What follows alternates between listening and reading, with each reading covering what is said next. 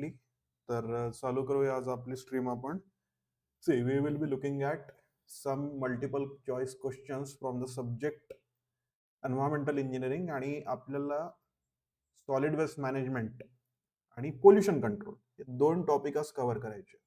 Okay, we will be looking at an average of let's say आपण पाहू आज 50च्या आसपास क्वेश्चन्स पाहायचे आहेत. त्याच्यामध्ये आपण 3 गोष्टी कव्हर करू. एक आहे solid waste management, then we will be looking at air pollution आणि आपल्याला एक पाहायचं आहे नॉईज पोल्युशन. ठीक आहे. सो आवाज क्लिअर येतोय का, स्क्रीन क्लिअर दिसते का, इतकं एक कन्फर्म करा. We will go ahead. Please answer in chat if you can read the screen, if you can hear me.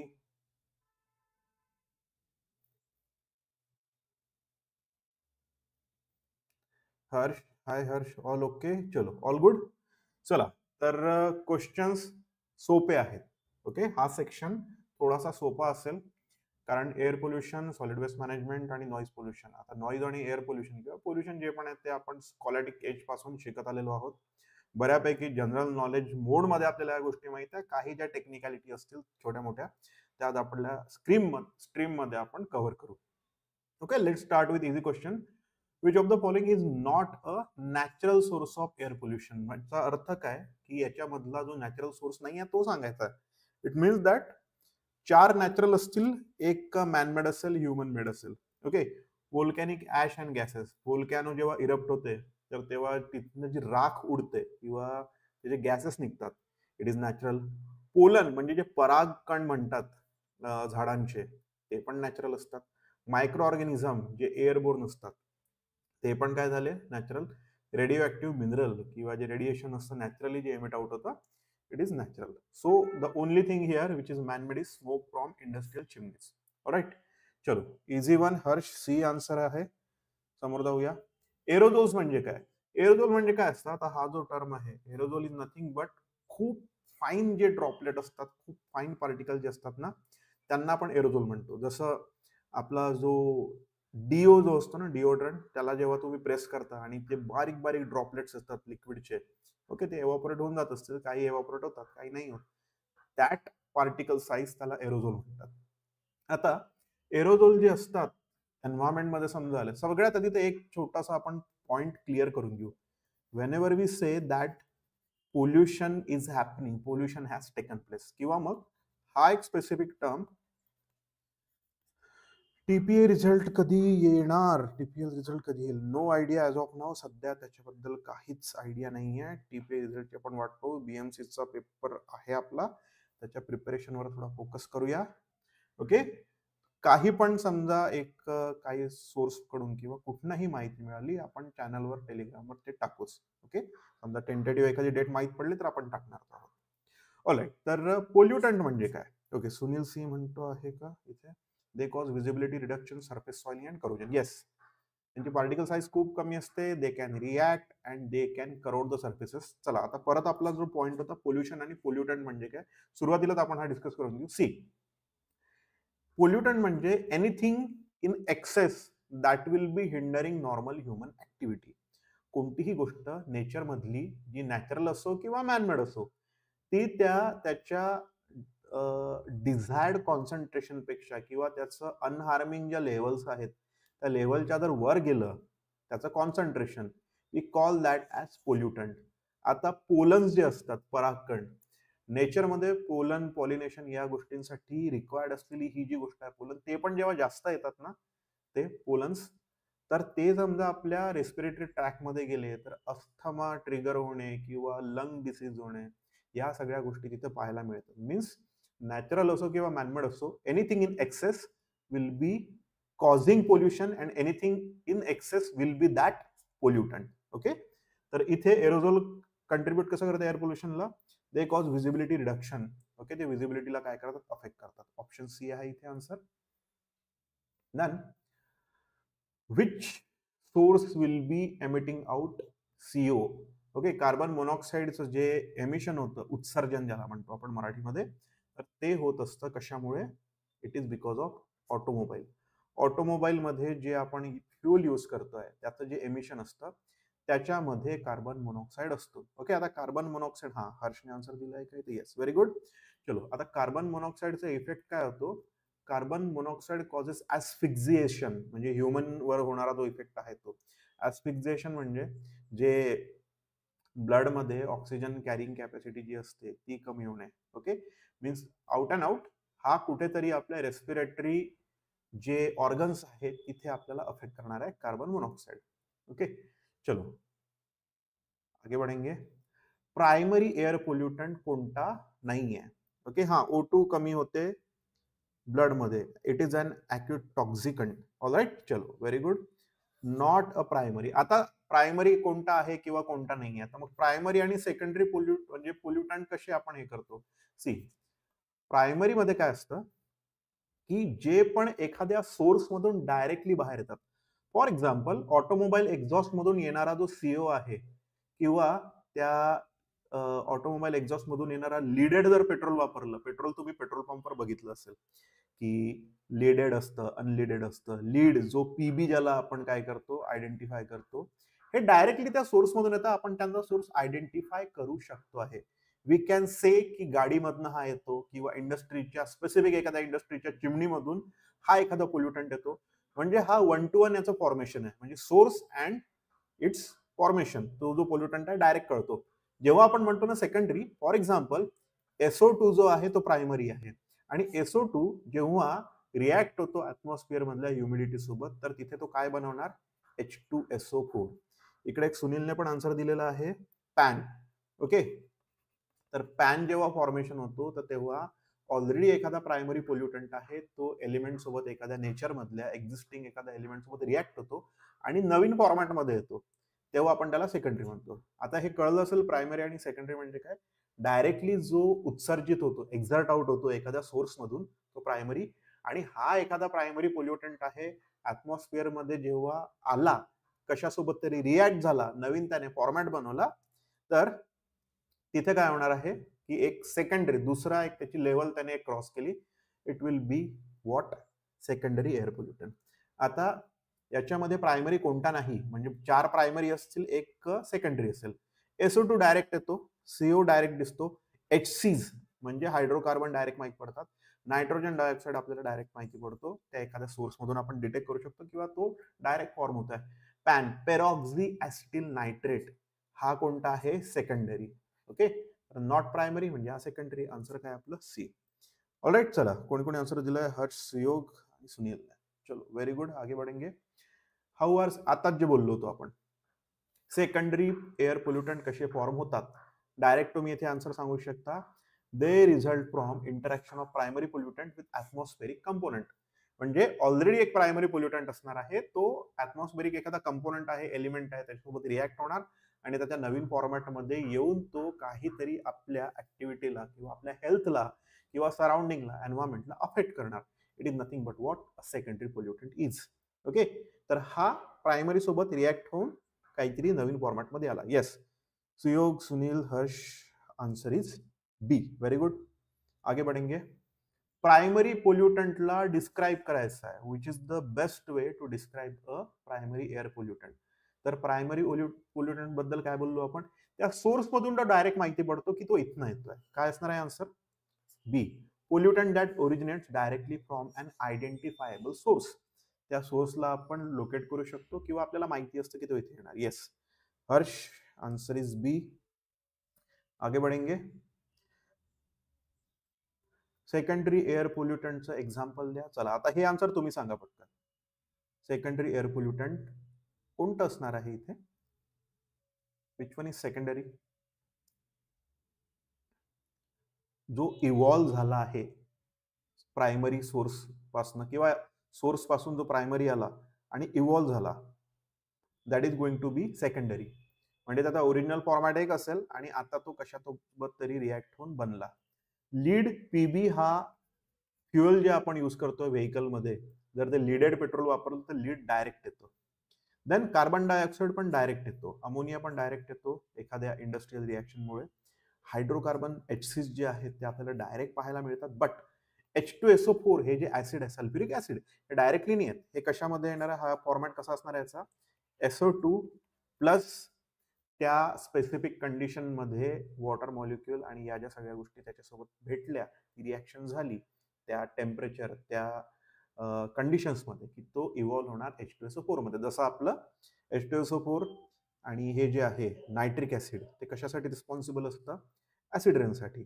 Directly का नायट्रिक ऍसिड किंवा सल्फ्युरिक ऍसिड असतं का आपल्याकडे? नाही. SO2 will be there, then NO2 will be there. They will be going up into the atmosphere. They will be reacting with the water moisture under those specific conditions. They will be forming that nitric acid. They will be forming that sulfuric acid, and it will be precipitating down, and we call it as acid rain. Okay, त्याला आपण acid rain म्हणतो. हे कशामुळे? हे कोणते pollutant आहे? Secondary. Okay, चलो आगे बढ़ेंगे. क्लियर आहे? थर्मल पॉवर प्लांट मध्ये सगळ्यात जास्ती कोणतं बनतं? थर्मल पॉवर प्लांट मध्ये काय यूज होत आहे? ते जे फॉसिल फ्युअल यूज होतात, कोल यूज होतो, आणि हे सगळं जेव्हा यूज होतात तेव्हा तिथे मेजरली प्रायमरीली SO2 बनतो.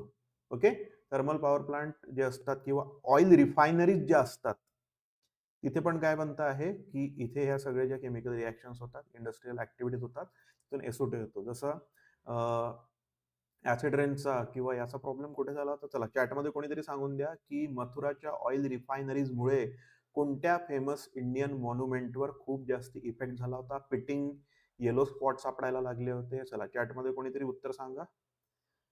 म्हणजे हे कुठेतरी जीके मधलंही कामाचं आहे, आपल्याला एन्व्हायरमेंटल सेक्शन मध्ये पण कामाचं आहे. चलो आगे बढ़ेंगे. Answer is C, SO2.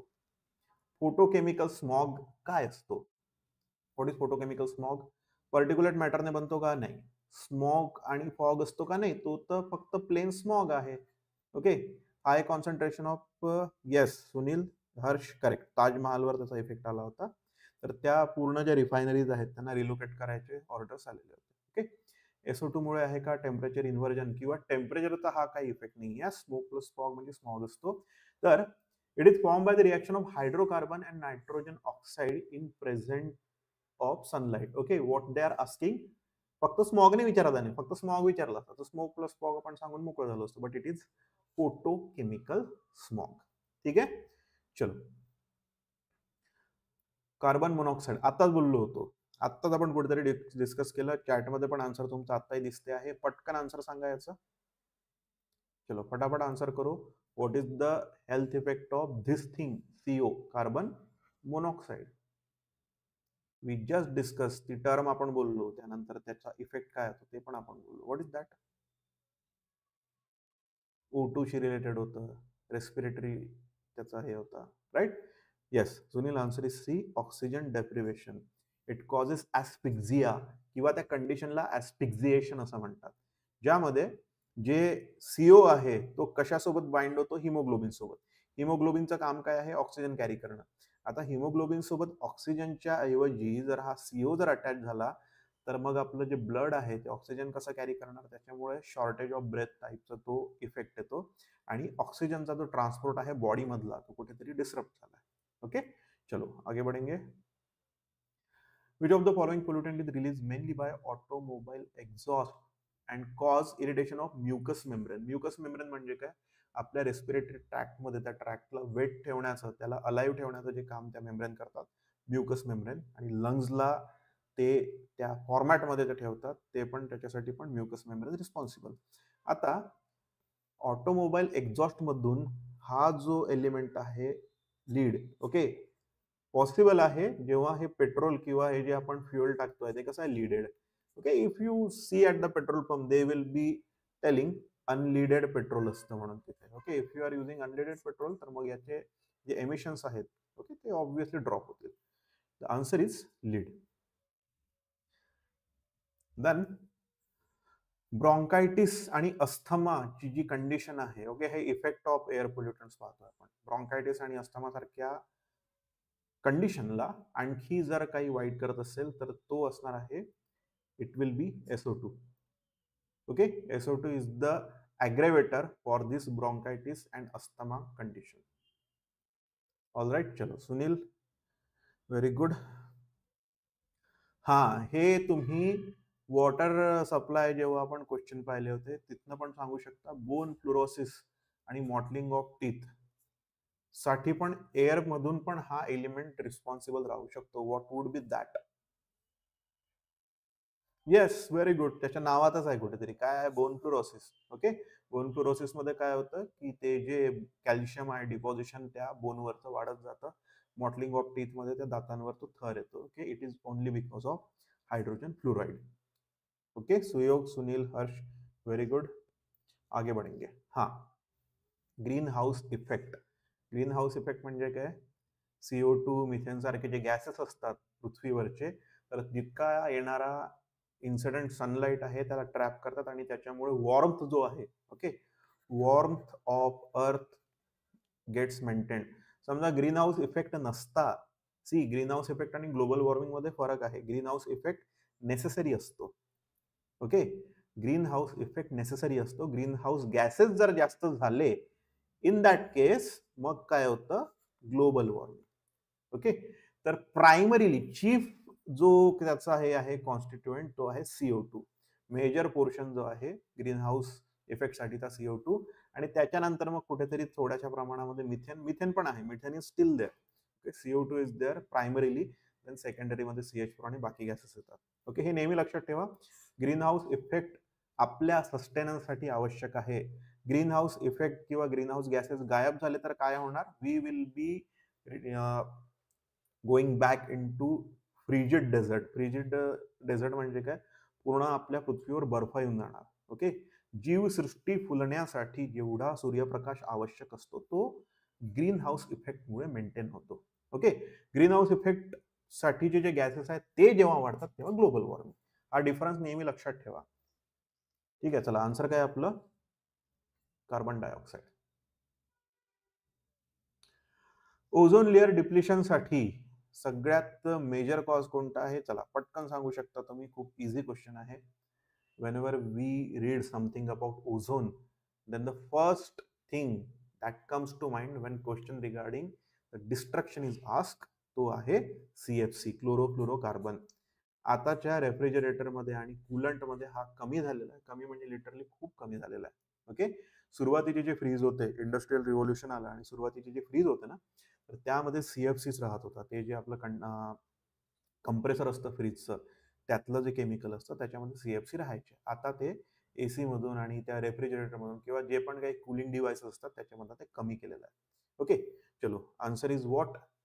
C. कोणी कोणी दिलंय? Sunil, Harsh, Ashish, Yog, very good. चलो आन्सर इज CFC. आगे बढ़ेंगे. All right. चला आता याच्याबद्दल ताज जे आपण एक्झाम्पल घेतलं होतं त्याच्याशीच रिलेटेड हा क्वेश्चन, की ऍटमॉस्फेरिक वॉटर वेपर आणि हे प्रायमरी पोल्युटंट रिॲक्ट होतात आणि बनतात ऍसिड रेन. काय आहेत ते? कोणते आहेत ते? दोन ऍसिड किंवा कोण काय असणार आहेत ते primary pollutant? They are going to be what? चलो फटाक से बताओ. ऑप्शन चलो बताओ. B. Yes, B it is. SO2 बनवतो H2SO4. ओके, आणि NO2 बनवतो HNO3. ऑलराईट, सल्फ्युरिक ऍसिड आणि काय बनवणार आहे ते? Nitric acid. आणि हे ऍसिड त्या प्रेसिपिटेशन सोबत येतं ना, तर तेव्हा ऍसिड रेन ही कंडिशन बनते. Yes, very good. चलो आगे बढ़ेंगे. हाँ, what is the effect of global warming? Which of the following is an effect of global warming?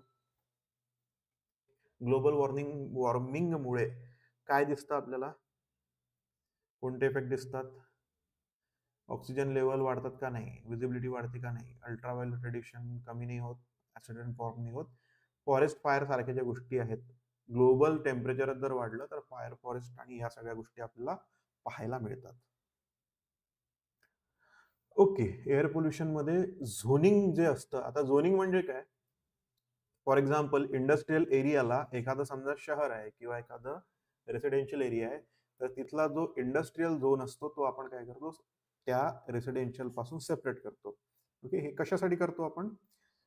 त्यालाच काय म्हणतो आपण? झोनिंग म्हणतो. Okay, zones are allocated for industries separately and for residential area separately. तर याच्यामधला हा जो झोनिंग आहे तर हे कशासाठी राहणार आहे? Yes, correct Ashish. It will B for separating residential area from heavy industries. Okay, तर ह्या इंडस्ट्रीला सेपरेट जर केलं आपण, सेपरेट ठेवलं, तर तो गॅस, सॉरी, जे काही एअर पोल्युशन असणार आहे, जे काही पोल्युटंट्स असतील रेसिडेन्शियल एरियामध्ये ते पोहोचणार नाही. Okay, this is the simple thing we can do to avoid air pollution. त्याने एअर पोल्युशन कमी वगैरे नाही होत आहे, बट ऍटलिस्ट त्याचा जो ह्युमन इम्पॅक्ट आहे तो कुठेतरी कमी होतो. All right. चिमनीस किंवा टॉल स्टॅक जे असतात, जे इंडस्ट्रीच्या वर तसा मोठा जो पाईप असतो व्हर्टिकल, त्याला आपण चिमणी म्हणतो किंवा त्याला स्टॅक म्हणतो. तर त्याचा यूज काय, त्याची हाईट का बरं, एक मिनिमम हाईट का बरं तिथे मेंटेन करावीच लागते, का करावी लागत असेल? What is the use? चलो बताओ. By filtering out pollutant before they are release. समजा तिथे काही डिव्हाइस लावलं तेव्हाची गोष्ट आहे, पण चिमणीच्या हाईट बद्दल विचारतात, हे नाही आहे. न्यूट्रलाइजिंग ऍसिडिक पोल्युटंट, हे नाही आहे. Diluting and dispersing pollutant over a wider area, yes. त्याचं जे डायल्युशन आहे ते जे खालीच समजा आपण ठेवलं असतं तर काय झालं असतं, तर ते सगळं पोल्युशन पसरलं असतं. येस, पोल्युशन कॉन्सन्ट्रेशन कमी करण्यासाठी. म्हणजे जो आपला ब्रिदेबल झोन असतो त्याच्या वर आपण काय करतोय, त्या पोल्युटंटला सोडतो आहे. तर आन्सर आहे C. Source correction method for controlling air pollution. Source correction म्हणजे काय? फॉर एक्झाम्पल एकदम सिंपल सांगतो.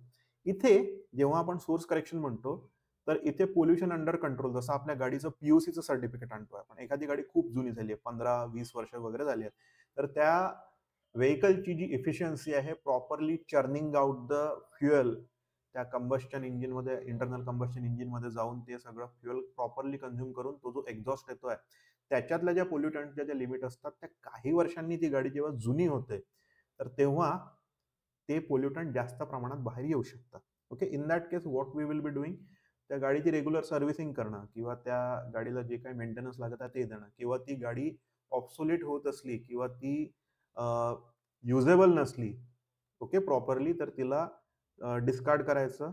ओके, तर याला आपण काय म्हणतो, सोर्स करेक्शन. म्हणजे मुळात ना जिथे हे आहेत, सोर्स करेक्शन म्हणजे काय, जे जनरेट करत आहे तिथे काहीतरी आपण इफेक्ट काय करतोय, तिथला जो प्रोडक्शनचा जो रेट आहे, मुळात त्याने ते तितकं पोल्युशन करायलाच नाही पाहिजे.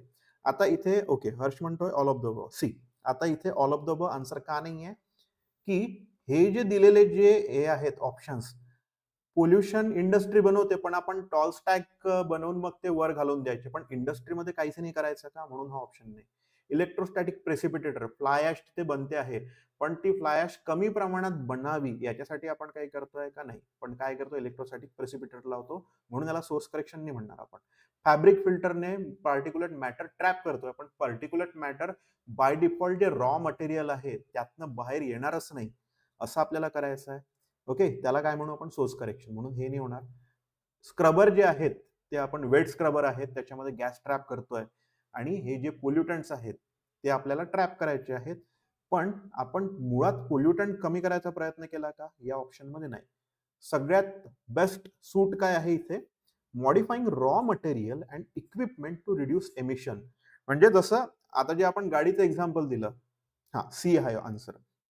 तर त्याच्यामध्ये मुळात गाडीत जर सर्व्हिसिंग केली किंवा खूप जुनी झाली असली तर ती टाकून द्यायची, नवीन गाडी घ्यायची, हे जेव्हा आपण करतोय तेव्हा सोर्स करेक्शन. आता त्या गाडीच्या एक्झॉस्टला तुम्ही एखादं समजा पोल्युशन कंट्रोलसाठी जर डिव्हाइस लावलं तर ते करण्यापेक्षा गाडी सुधारवा ना. Okay, this is what source correction. Okay, हे सोर्स करेक्शन याला म्हणतात. आणि हे जे बाकीचे 4 ऑप्शन आहेत तर ते रिडक्शनसाठी, पोल्युशनला कंट्रोल करण्यासाठी, कारण आपण आतमध्ये काही करू शकत नाही, तर कमीत कमी बाहेर करावं, म्हणून मग आपण तिथे रिडक्शनसाठी या मेथड यूज केला. ओके, क्लिअर आहे. This is what source correction is. Alright. कोणतं डिव्हाइस असं आहे जे इलेक्ट्रिकल एनर्जी यूज करतं, पर्टिक्युलर मॅटर जे आहे गॅस मधलं, त्या पार्टिकलला सेपरेट आउट करतं, कोणतं असणार आहे ते? ओके हर्ष, क्लिअर, चलो व्हेरी गुड. चला याचा आन्सर सांगा. इलेक्ट्रिकल एनर्जी, ते जे पॅनल असतात त्याच्यावर आपण काय करतो, करंट किंवा तो जो स्टॅटिक करंट आहे तो सोडतो. चला, नावातनच कळतं आहे, electrical energy, it will B electrostatic precipitator. Okay, static energy माहिती आहे तुम्हाला, की तुम्ही एक बघितलं असेल की काही सर्फेसेसवर स्टॅटिक एनर्जी येते, खूप धूळ बसते, काही सर्फेसेसवर धूळ बसतच नाही अजिबात. तर तिथे तो ज्या प्रत्येक सर्फेसचा जो स्टॅटिक इलेक्ट्रिसिटी जो कंडक्ट करायचा किंवा त्याची स्वतःची जी स्टॅटिक इलेक्ट्रिसिटी रिटेन करण्याची जी कॅपॅसिटी असते, त्या हिशोबाने या सगळ्या गोष्टी होतात. तर इथे आपण त्या डिव्हाइसमध्ये we force the machine to have that static electricity, so that ते जे चार्ज पार्टिकल असतात पोल्युटंट, तर ते काय येतात, येऊन चिकटतात. Yes, answer is D. Harsh, Sunil आणि आशिष. Electrostatic precipitator. इव्हन ते गॅस मधले पण जे पार्टिकल असतात ते पण त्याला चिकटतात. Okay, how do scrubber help in air pollution control? ते काय करतात? स्क्रबर किंवा वेट स्क्रबर किंवा वेट कलेक्टर म्हणतात. तर त्याच्यामध्ये काय होणार आहे की त्या वेट जे ब्लँकेट असणार आहे त्याच्या आतमधले, तर तिथून जेव्हा जे लिक्विडची जी लेअर आहे किंवा त्या वेट ब्लँकेटची जी लेअर आहे त्याच्यामधनं जेव्हा आपण गॅस पास करतो, तर त्या लिक्विडमध्ये त्या वेट फॅब्रिकवर काय होतं की तिथे ते पोल्युटंट काय होऊन जातं, त्याच्यामध्ये गॅस असला तर तो डिझॉल्व्ह होतो किंवा पार्टिकल असतात तर ते त्या पाण्यासोबत खाली होऊन जातात. Okay, answer would be what? Answer should be what? by using a liquid, usually water, to remove pollutant from gases. Okay, त्या वेट स्क्रबरवर ते जे वेट जे जेट्स असतात किंवा ती जी पूर्ण लॅमिना असते पाण्याची, त्याच्यामध्ये आपण हे गॅसेस डिझॉल्व्ह करतो किंवा ते पार्टिकल तिथनं निघून जातात. All right. Which device relies on centrifugal force? Centrifugal force use होणार आणि त्याच्यामुळे हे जे पार्टिकल आहेत ते काय होतात, सेंट्रीफ्युगल फोर्स समजा आपण यूज केला, फॉर एक्झाम्पल सायक्लॉन सारखं, सॉरी आपण सायक्लॉन बनवला, इथे अंतरच सांगितलं. What will be happening? We will be creating a cyclone, circular तिथे मोशन इंड्यूस करू.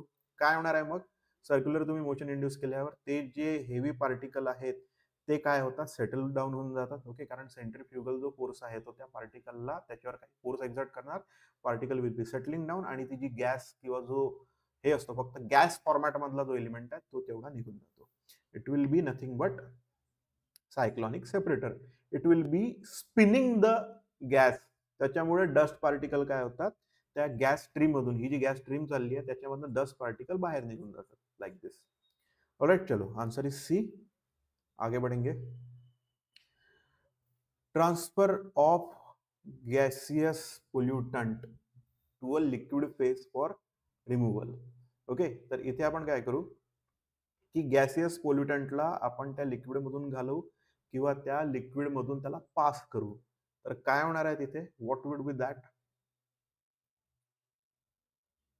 ऍडसॉर्प्शन असणार आहे की ऍब्सॉर्प्शन असणार आहे की फिल्ट्रेशन असणार आहे? What would B the answer? Okay, it will B absorption. Okay, absorption हा बल्क फिनॉमिनॉन आहे आणि ऍडसॉर्प्शन हा सरफेस फिनॉमिनॉन आहे. ओके, जसं आपण एखाद्या सरफेसवर जर ते पार्टिकल असे जमा केले तर इट विल बी ऍडसॉर्प्शन, आणि त्या मॅटरमध्ये त्या पूर्ण त्या बल्कमध्ये जर ते आतमध्ये जाऊन जर ट्रॅप होत असतील तर त्याला आपण ऍब्सॉर्प्शन म्हणतो. ओके, चलो हर्ष, आन्सर इज बी. हा, आता आपण ऍब्सॉर्प्शन बोललो होतो, आता आपण कशाबद्दल बोलतोय? Adsorption. Okay, AD. Okay, not AB. Absorption हा बल्क फिनॉमिनॉन आहे आणि ऍडसॉर्प्शन हा सरफेस. तर आपल्याला असं ऑप्शन शोधावं लागेल ज्याच्यामध्ये कुठेतरी सरफेस मेन्शन केलेलं आहे. Burning of pollutant, no. Dissolving, no. High temperature, no. Pollutant settle by gravity, no. What will be the answer? Capturing gas molecule onto the surface of solid material. Yes, answer is C. Yes, Harsh, Sunil, answer correct है, C है. What is the best method suited for removing oxidizable? ह्या word वर focus करा. Oxidise करायचं आहे. Okay, whenever we burn something it will be oxidized. कोणतीही गोष्ट आपण जेव्हा जाळतो तेव्हा त्याला काय होतो? ऑक्सिजन अटॅच होतो आणि आपल्याला पोल्युटंट जसे हायड्रोकार्बन आणि कार्बन मोनॉक्साईड, कार्बन मोनॉक्साईडला समजा आपण जाळलं तर मग ते काय बनणार आहे? CO2. हायड्रोकार्बनला आपण जाळलं तर ऑक्सिजन अटॅच होणार, बनणार वॉटर. ओके, तर आन्सर काय असणार त्याचं? Very good. चलो हर्ष, सुनील, आशिष, आन्सर आहे कंबस्टन और incineration. Because we are burning it, oxygen will be there, oxygen entry घेणार त्याच्यामध्ये, HC ला वॉटरच्या फॉर्मॅटमध्ये, CO2 घेणार बाहेर आणि मोनॉक्साईड CO2 म्हणून बाहेर निघून जातो. ओके, थर्मल इन्व्हर्जन मध्ये प्राइम एअर पोल्युटंट ट्रॅप का होता थर्मल इन्व्हर्जन मध्ये? ओके, जनरली जी वॉर्म एअर असते ती काय असते याच्यामध्ये? चला आन्सर माहित असेल तर सांगा. आणि थर्मल इन्व्हर्जन मध्ये एअर पोल्युटंट ट्रॅप का होतात? Pollutant get absorb, no. Wind स्पीडचा प्रॉब्लेम आहे का? नो. ऍटमॉस्फेरिक प्रेशर ड्रॉप होतं का? No. Rainfall increase? No. Okay, thermal inversion मध्ये काय होतं की वॉर्मर एअर सहसा वर जायला पाहिजे, कूलर एअर खाली राहायला पाहिजे. पण वॉर्म एअर जर खाली राहिली तर ती काय करते की त्या पोल्युटंटला तिथे ट्रॅप करून ठेवणार. A layer of warm air prevent the rise of cooler air near the surface. Okay, and that's why air pollutant काय होतील, त्या लेअर मध्ये ट्रॅप राहतील. ओके, जसं इथे एक जो टॉपिक आहे खूप महत्वाचा नाही आहे, पण इथे जेव्हा प्लूम आणि प्लूम बिहेवियर किंवा इन्व्हर्जन आणि थर्मल इन्व्हर्जन हे जे टॉपिक आहेत, एकदा फक्त वाचून घ्याल. You should know about this. Okay, plume behaviour म्हणजे त्या चिमनीमधून येणारा जो धूर आहे त्याचा शेप कसा असतो, कोनिंग, पॅनिंग, त्याच्यानंतर फ्युमिगेशन, या ज्या सगळ्या एकदा फक्त आपल्या जे डिग्रीसाठी जे बुक यूज केलं आपण वेस्ट वॉटर इंजिनिअरिंग, ज्याच्यामध्ये एअर पोल्युशनचा सेक्शन आहे, तिथे जर मेन्शन असलं एकदा फक्त डोळ्याखालून ह्या गोष्टी घालून घ्या. ओके, चलो आगे बढ़ेंगे. हाँ, प्रेसिपिटेशन एअर पोल्युशन रिड्यूस कसं करतं. आता ही गोष्ट खूप स्पेसिफिकली आपण ऑब्झर्व केली लहानपणी, जेव्हा आपल्याला हे कळतही नव्हतं. जेव्हा उन्हाळा वगैरे होऊन जातो आणि अचानक पहिला दुसरा जेव्हा पाऊस येतो ना, तर पहिला पाऊस जेव्हा तुम्ही पाहता तेव्हा तुम्ही काहीतरी नोटीस करता. जेव्हा तुम्ही गाडी किंवा बाहेर पार्क केलेलं जे व्हेकल आहे, काहीतरी तुम्हाला ऑब्झर्व होते. काय दिसतं रे? What do you see? जेव्हा एका प्रोलॉंग उन्हाळ्यानंतर एक पहिला पाऊस येतो तेव्हा what do we get to see? ते गाडीच्या टाकीवर किंवा सीटवर असे दिसतात ना, असे काहीतरी, असे असं वाटतं काहीतरी केमिकल रिॲक्शन झाली आहे किंवा स्पॉटिंग पिटिंग दिसतं, राईट? तर हे जे सगळे इतके सगळे गॅसेस असतात इतक्या दिवसांपासूनचे, पर्टिक्युलर मॅटर असतं, या ऍसिड रेन टाईप असं वाटतं. नॉट एक्झॅक्टली ऍसिड रेन असतो तो, पण इतके सगळे जे गॅसेस पोल्युटंट्स आहेत आणि पर्टिक्युलेट मॅटर आहेत हवेतले, ते पहिल्यांदा तो पाऊस काय करतो, पूर्ण त्यांना खाली घेणं, आणि सबसिक्वेंटली जेव्हा पाऊस येत राहतो त्याच्यामुळे मग आपल्याला ह्या गोष्टी इतक्या विविडली किंवा क्लिअरली दिसत नाही. आन्सर आहे C. It removes particulate matter and dissolve gases pollutant. Yes, Harsh, Sunil, answer is C. Why humidity is an important factor in air pollution? Humidityचा काय रोल असतो? ह्युमिडिटी म्हणजे presence of this thing, H2O will be present in air. त्याच्यामुळे काय होतं, wind movement slow down होते का नाही. त्याच्यानंतर कार्बन डायऑक्साईड एअर प्युरिफिकेशनच्या कामात नाही आहे, डिस्पर्शनच्या कामाची नाही आहे, ग्रीन हाऊस इफेक्ट वगैरे कमी करायच्या कामाची नाही आहे. पण हे जे आहे ना, करोजिव्ह ऍक्शन ऑफ पोल्युटंट आणि कंट्रीब्यूट टू फॉग फॉर्मेशन साठी काय येतं, याचा इफेक्ट येतो. ओके, आन्सर इज बी.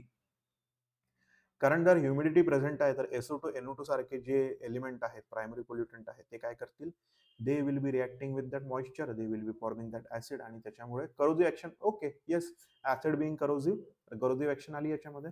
आणि फॉग फॉर्मेशन, येस, सी. आता एक समजा आपण टेक्निकली पाहिलं तर आतापर्यंत आपण काय म्हणतो की फोटोकेमिकल स्मॉग जो आहे, पी स्मॉग पोल्युटंट म्हणतो, स्मॉगला पोल्युटंट म्हणतो. फॉग पोल्युटंट आहे का रे? Is fog a pollutant? चला सांगा. If we look at fog logically, technically, जी आपल्याला डेफिनेशन माहिती आहे, फॉग हा पोल्युटंट असू शकतो का, किंवा त्याला आपण म्हणू शकतो का? ओके, चला हे मी तुमच्यावर एक सोडतो आहे की फॉग पोल्युटंट आहे की नाही. See, what we define pollutant earlier, natural असो की मॅनमेड असो. नॅचरल मध्ये आपण बघितलं वोल्कॅनिक ॲश होती, त्याच्यानंतर गॅसेस होते, त्यानंतर पोलन्स होते, हे नॅचरल पोल्युटंट. आणि याच्यामध्ये आपण फॉग पण हा नॅचरल एलिमेंट आहे. See, whatever in excess amount that hinders normal human activity is called as a pollutant.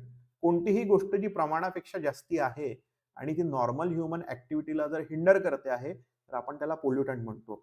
तर मग फॉग पण खूप जास्ती झाला आणि आपलं ड्रायव्हिंग जर अफेक्ट झालं तर मग काय म्हणू आपण त्याला, पोल्युटंटच असणार आहे ना. ओके, दॅट्स वाय फॉग जे लिटरली विजिबिलिटी अफेक्ट करते आहे, पण आजकाल प्युअर फॉग आपल्याला पाहायलाच मिळत नाही. ओके, प्युअर फॉग फक्त तो हिल स्टेशनला पाहायला मिळणार किंवा बाकी ठिकाणी आपल्याला पाहायला मिळतो. पण आता जो आपण फॉग पाहतो अर्बन एरियामध्ये, तो फॉग कधीच नसतो. It will always be combination of smoke, म्हणजे जे पोल्युशन असतं एअर पोल्युशन, आणि जो फॉग असतो त्याचा जो स्मॉग बनतो. ओके, जेव्हा प्युअर फॉर्मॅटमध्ये पण फॉग असा असला की तो खूप जास्त प्रमाणात, आणि ड्रायव्हिंग जर तुम्हाला जमत नाहीये तर मग फॉग पण काय झालाय, पोल्युटंट म्हणूनच तो तसा बिहेव करतो. ओके, म्हणजे डेफिनेशन वाईज जर बघितलं तर फॉगला पण आपण पोल्युटंट म्हणू शकतो. We may call it as a pollutant. चला, प्लूम म्हणजे काय, आता आपण बघितलं प्लूम बिहेवियर चिमनी मधून जे येतं. प्लूम म्हणजे काय, चला, बोलता बोलताच मी आन्सर सांगितलेलं. चला पटकन तुम्ही ऑप्शन सांगून द्या मग कोणता बरोबर आहे. प्लूम बिहेवियर आणि प्लूम म्हणजे काय असतं. ठीक आहे, चित्र काढतो मी तोपर्यंत. एखादी इंडस्ट्री काढतो.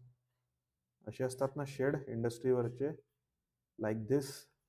ओके, ही झाली इंडस्ट्री आणि ही आली त्यावरची चिमणी. ओके, आणि त्याच्यावरनं हा निघाला धूर. Okay, the path taken by gases emission from a chimney or went, याला प्लूम म्हणतो आपण. Okay, this is nothing but a plume. Yes, correct. Harsh, Sunil, Ashish, उत्तर आहे बरोबर. Path taken by gases emission from a chimney or went. Okay, आता या प्लूमचे पण वेगवेगळे टाईप असतात. याला मग कधी आपण फॅनिंग म्हणतो, फॅन शेप असतो, कोन शेप असतो तर कोनिंग म्हणतो, फ्युमिगेशन म्हणतो, ट्रॅपवाला एक असा प्लूम असतो. वेगवेगळ्या टाईपचे त्याचे बिहेवियर आहे. हा, चला आपण आता बहुतेक आलेलो आहो नॉइज पोल्युशन मध्ये किंवा साऊंड पोल्युशन मध्ये. ओके, हा सेक्शन आपण इथनं नॉइज पोल्युशन पाहू. What is the primary difference between musical sound end noise? संगीत और शोर में क्या फर्क है? चलो बताओ. एम्प्लिट्यूडचा काही विषय आहे का, किंवा लाऊडनेसचा काही विषय आहे का, कशाच काय असेल त्याचं? ऑप्शन वाचूनच उत्तर करून जाणार इथे. Musical sound consist of periodic and regular waves. Pleasant असू शकतात. Okay, noise, yes, noise irritating असतो कारण त्याच्यातल्या ज्या वेव्स असतात हार्श असू शकतात. ओके, हार्श, ते हार्श असू शकतात, कानाला त्याचा त्रास होतो. ओके, तर इथे आपण म्युझिकला आणि याला नॉइजला आपण डिफरन्शिएट करू शकतो. ऑब्व्हियसली म्युझिक पण काय असू शकतं की तिथे प्रॉब्लेम क्रिएट करू शकतो when it is played on a very loud level. Okay, तर ते सुद्धा कानाला त्रास देऊ शकतं. पण नॉर्मल हा क्वेश्चन आहे म्युझिक आणि नॉइज मधला फरक. नॉन पिरियॉडिक त्याच्यामध्ये वेव असतात. ओके, फॉलोइंग कॅरेक्टरिस्टिक कोणत्या आहेत नॉइजच्या ज्या हार्मफुल असतात? Low frequency, short duration, no. Random with no, low amplitude, no. Any noise about threshold, no. High pitch, high amplitude आणि लॉंग ड्युरेशन असा समजा कॉम्बिनेशन आला तर तो सगळ्यात जास्ती हार्मफुल असतो. हे सगळेच हार्मफुल आहेत. आपण जेव्हाही एमसीक्यू बद्दल बोलतो तेव्हा आपण काय बोललो होतो? Most correct. ओके, आणि इथे काय विचारलं? Most harmful. Any noise about threshold of hearing, त्रास होतो. लो एम्प्लिट्यूड म्हणजे ज्या लो एम्प्लिट्यूड वाले जे साऊंड असतात त्याने पण त्रास होतोय. Random frequency, no fix duration, त्याच्यामुळे पण त्रास होतो. पण सगळ्यात जास्त त्रास कोणामुळे होणार? High pitch, high amplitude and long duration. Longer duration साठी ते ड्रिलिंगचं काम चालतं आहे. हाय पिच आहे, हाय एम्प्लिट्यूड आहे, तो कानाला त्याचा त्रास होतो. सगळ्यात जास्त हार्मफुल ते टाईपचा नॉइज असणार आहे. ओके, साऊंड इंटेन्सिटीचं युनिट काय आहे? ओके, साऊंड इंटेन्सिटी वेगळं असतं, साऊंड प्रेशर वेगळं असतं. साऊंड इंटेन्सिटीमध्ये साऊंडची जी एनर्जी असते ती आपण काय करतो? त्यांना डिनोट करतो आहे. आणि साऊंड प्रेशर जेव्हा म्हणतो तर तो फोर्स किती एक्झर्ट करतोय साऊंड, ते त्याचं साऊंड प्रेशर असणार आहे. ओके, इंटेन्सिटी वेगळं साऊंडची आणि प्रेशर वेगळं साऊंडचं. ओके, तर इथे आन्सर काय असणार आपलं? Decibel. Very good, dB.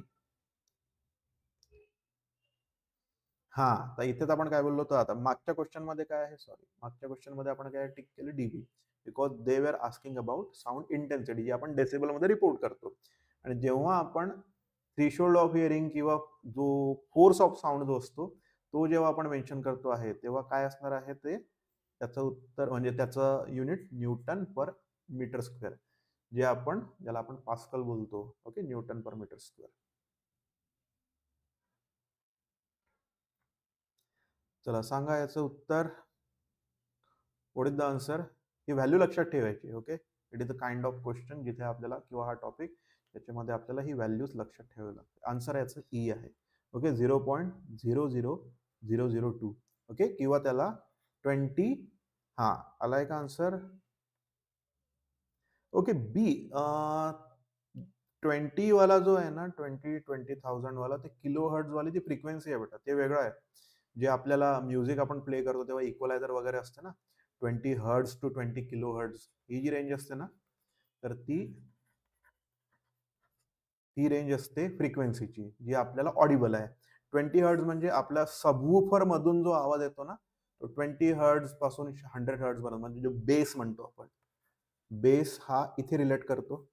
Okay, आणि जे व्होकल्स असतात मिड्स ते या रेंजच्या मध्ये येतात.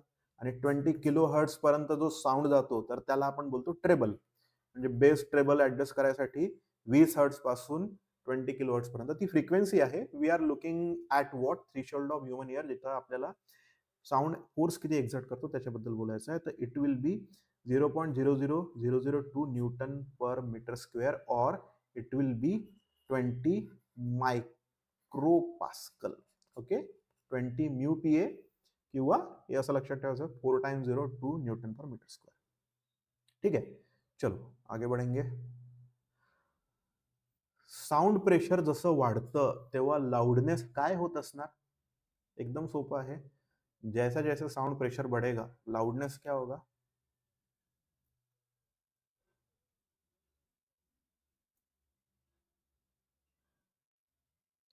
What will happen to loudness?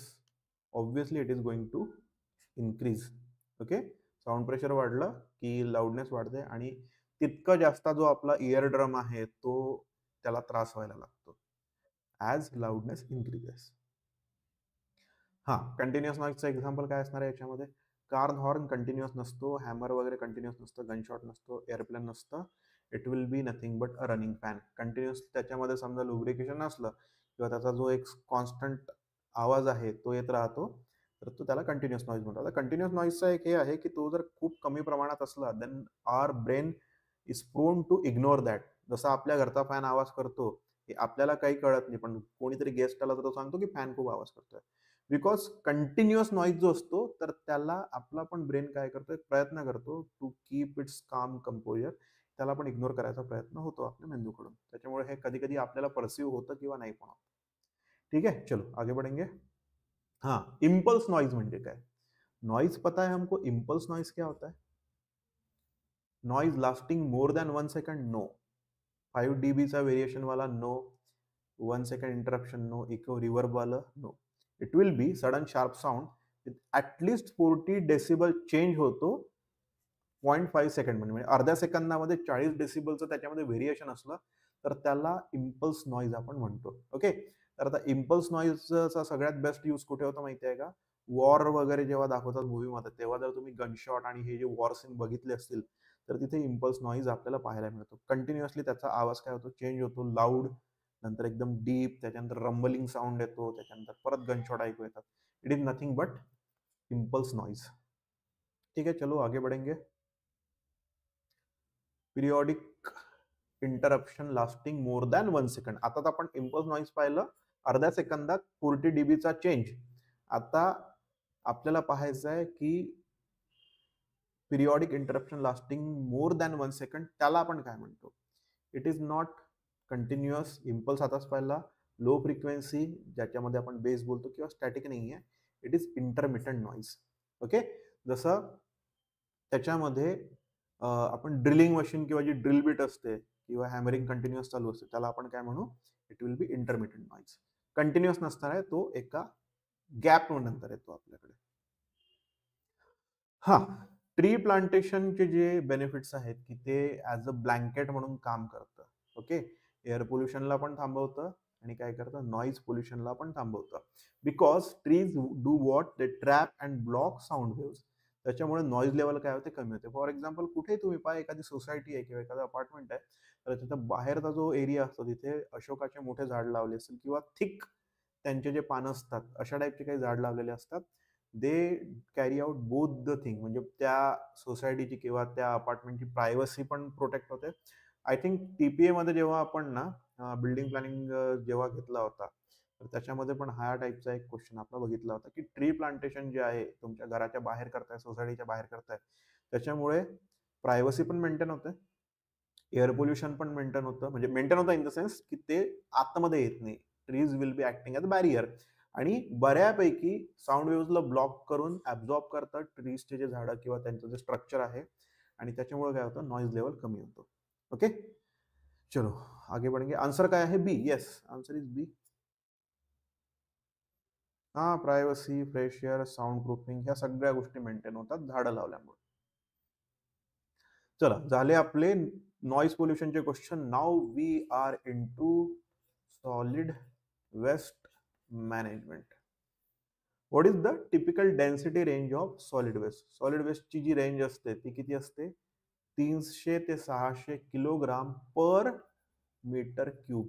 Okay, म्हणजे 1 मीटर क्यूबचा समजा आपण असा एक व्हॉल्यूम घेतला तर त्याच्यामध्ये त्यातलं वजन किती येणार आहे सॉलिड वेस्टचं? 300 ते 600 किलोग्राम. ओके, चलो आगे बढ़ेंगे. हाँ, याचा अर्थ काय? या वर्डचा अर्थ समजला की क्वेश्चन तुम्हाला समजला? What do you get by putrescible? काय असतं प्युट्रिसिबलचा अर्थ काय असतो?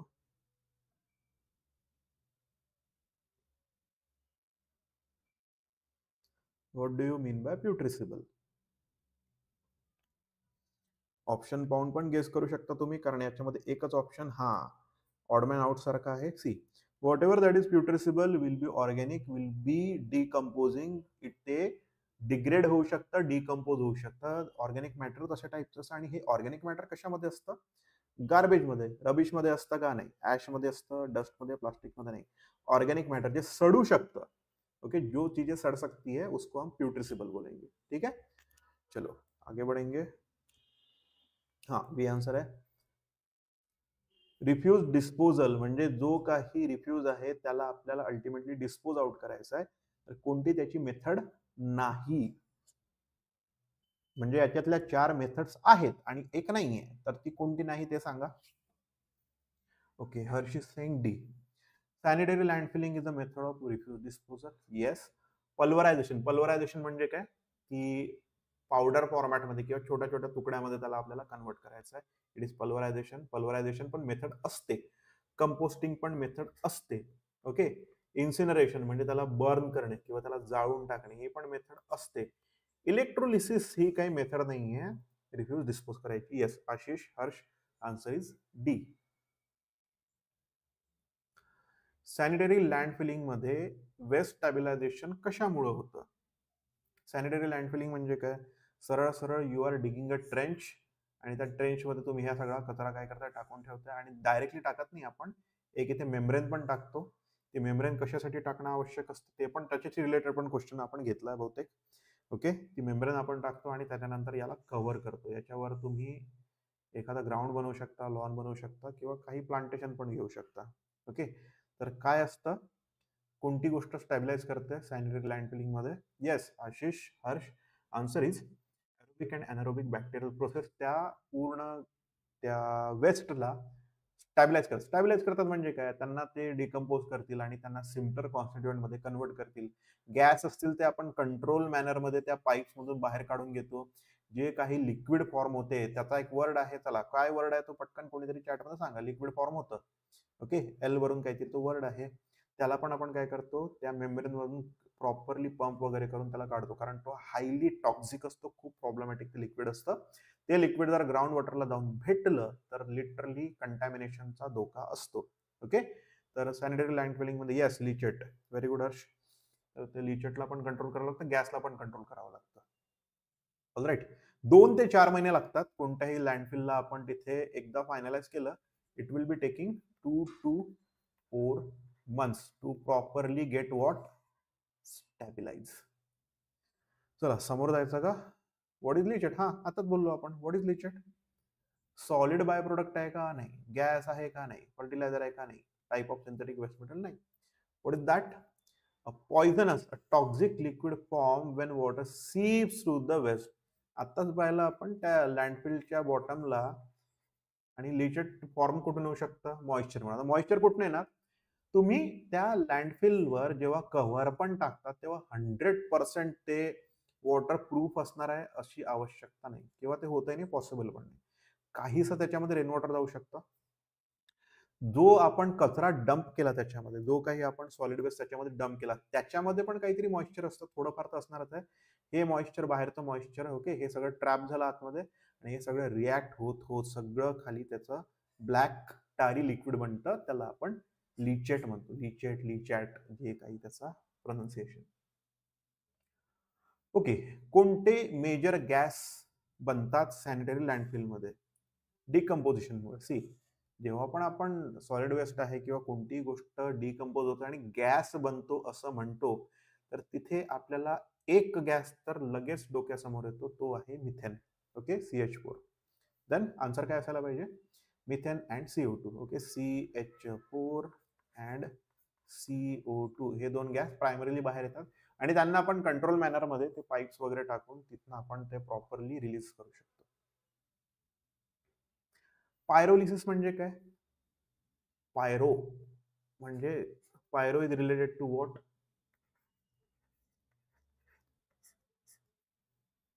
Okay, what do you get by the word pyro? चला सांगा पटकन चॅटमध्ये, what do you get by the word pyro? Pyro म्हणजे काय? पायरोटेक्निक्स ही एक जपानमध्ये यूज होते, ती म्हणजे फेस्टिवल असतो त्यांचा लिटरली, तिथे ते पायरोटेक्निक्सचा यूज करतात. एक्समॅन मूव्ही आहे, त्याच्यामध्ये तो पहिला दुसरा तिसरा पार्ट आहे, त्याच्यामधला एक जो होता कॅरेक्टर त्याचं पण नाव पायरो होतं. काय पॉवर होती त्याची? Super power. What was the super power this pyro guy had in X Men movie? Word माहीत असला ना त्या वर्डचं मिनिंग की अर्ध्या गोष्टी तिथे आपल्या क्लिअर होऊन जातात. पायरोलिसिस मध्ये आपण काय करतोय? Destructive distillation. It is related to fire. Okay, fire म्हणजे काय? Related to fire. Okay, incineration म्हणजे पण फायर आहे, पायरोलिसिस म्हणजे पण फायर आहे. But when we are looking at pyrolysis, ज्याच्यासाठी आपण सॉलिड वेस्ट साठी त्याला इम्प्लिमेंट करतोय, it will be in absence of oxygen. Okay, absence of O2. आणि ॲब्सेन्स ऑफ O2 मध्ये जेव्हा आपण फायर किंवा टेम्परेचरचा यूज करतोय, it will be destructive distillation. Combustion, incineration ही वेगळी गोष्ट आहे. Okay Harsh, combustion is something else, incineration is something else. When we are looking at pyrolysis, it will be destructive distillation. In absence of आपण काय करतो? Oxygen त्याला burn करतो आहे आणि त्याच्यामुळे काय होतं? ऑर्गॅनिक सबस्टन्सेस जे आहे ते गॅस, लिक्विड आणि सॉलिड मध्ये सेपरेट आउट होतात. ओके, त्यातला गॅस निघून जाणार, लिक्विड ते त्याच्यातलं एक्सक्लूड आउट होतं आणि सॉलिड त्याचे एलिमेंट बाकी राहतात. Okay, it is destructive distillation. जसं क्रूड पेट्रोलियमचं पण आपण बघितलं होतं, म्हणजे भूगोलात कधीतरी शिकलो होतो आपण जिओग्राफीमध्ये, ते मुंबई हाय वसई हाय टॉपिक चालले होते, तेव्हा डिस्ट्रक्टिव्ह डिस्टिलेशनने पेट्रोलियम जे असतं, क्रूड पेट्रोल, त्याला आपण काय करतो? त्याचं नॅफ्था, त्याचं पेट्रोल, डिझेल, केरोसिन, ती जेली जी असते पेट्रोलियम जेली, ती सगळी सेपरेट आउट होते. गॅस पण सेपरेट आउट होतो. कशामुळे? डिस्ट्रक्टिव्ह डिस्टिलेशनमुळे. It is that process in absence of oxygen. त्याला काय करतो आपण? हीट प्रोव्हाइड करतो. Okay, what is the final product of composting? ते जे मेथड्स आहेत कंपोस्टिंगच्या, तर त्याच्यामध्ये किंवा जे लँडफिल आहे त्याच्यामध्ये अल्टिमेटली काय बनत असेल सगळ्यात शेवटी? Okay, not ash, not synthetic plastic, leachate by product आहे. फायनल प्रोडक्ट नाही, बाय प्रोडक्ट आहे. SO2 गॅस आहे, बनू शकतो थोड्याच्या प्रमाणात. ओके, ट्रेसेस मध्ये बनू शकतो. But when we are looking at final product, yes Harsh, Ashish, answer is C, humus. Humus म्हणजे काय? फर्टिलायझर किंवा त्याला आपण खत किंवा काय म्हणतो? मॅन्युअर. अल्टिमेटली ते जे बनतं, it is free of any bad gas or liquid, तर ते आपण ॲज अ फर्टिलायझर यूज करू शकतो. कलर काय असणार आहे त्याचा? It will be looking brown to black, त्याचा कलर दिसणार आहे.